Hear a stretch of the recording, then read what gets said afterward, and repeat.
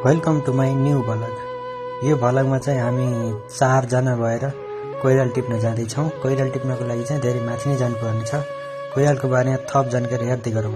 पौराणिक र ऐतिहासिक कुरालाई ध्यानमा राख्दै धेरै पहिलेदेखि बुढाहरू पाकादेखिले नै युज गर्दै आइरहेको चलन गर्दै आइरहेको कोइराल जुन बुटामा रहेको हुन्छ, जसलाई हामी टिपेर घर ल्याई सुकाई विविध कुराहरू गरी बनाइने गरिन्छ, जसलाई अचारको रूपमा प्रयोग गरिन्छ। हेर्दै गरौँ यो भिडियो।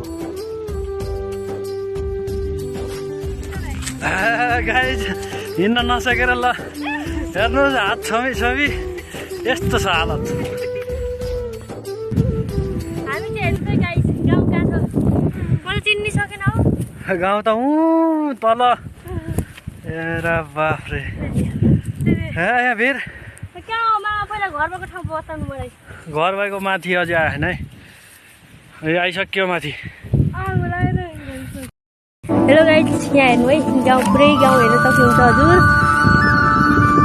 अब चाहिँ हामी त्यो माथिको डाँडो छ नि हो, त्यहाँ चाहिँ पुग्यो।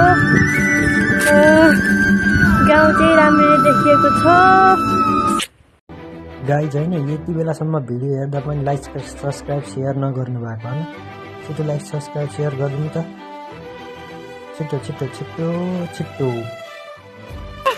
सो गाइज हेर्न सक्नुहुन्छ, यहाँ हिँड्न नसकेर भिडियो बनाउने बित्तिकै भागिन्।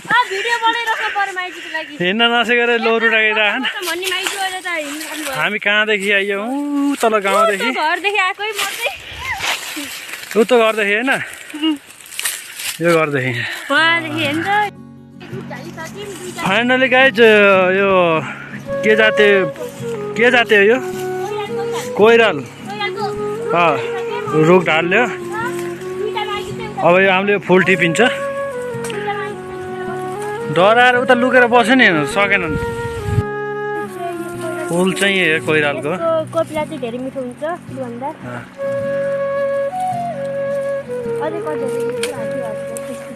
उहाँ पनि फुलेको रहेछ होइन एउटा यता मुनि। साह्रै भिड के डर लाग्दो। ओहो हेलो गाइस, हामी चाहिँ फेरि आयौँ। उहाँ हेर्नु रुखमा चढी त्यो कोइराल यस्तो हुन्छ। अनि चाहिँ यहाँ भर्खर सुरु गर्न थाल्नुभयो टिपेर। यो झोलाभरिको चाहिँ मैले टिपेको है। उहाँ पारी जङ्गलमा चाहिँ आगो लगाइरहेको छ। कसले आगो लगाइदिन्छ कुन्नी। हेर्नु आगो कसरी माथि माथि जाँदैछ। हेर्नुहोस् है, हाम्रो कोइराल चाहिँ झार्न थाल्नु भएको छ। कता हराउनु भयो झार्ने मान्छे, यहाँ हेर्नुहोस्। फाइनली गाइज हामी चाहिँ कोइराल टिपेर तल झरिसकेका छौँ। यसपछिको भिडियोमा चाहिँ हामी कोइरालको रेसिपी बनाएर देखाउनेछौँ। नेक्स्ट भिडियो हेर्नको लागि इन्तजार गर्नुहोस्, सब्र गरौँ।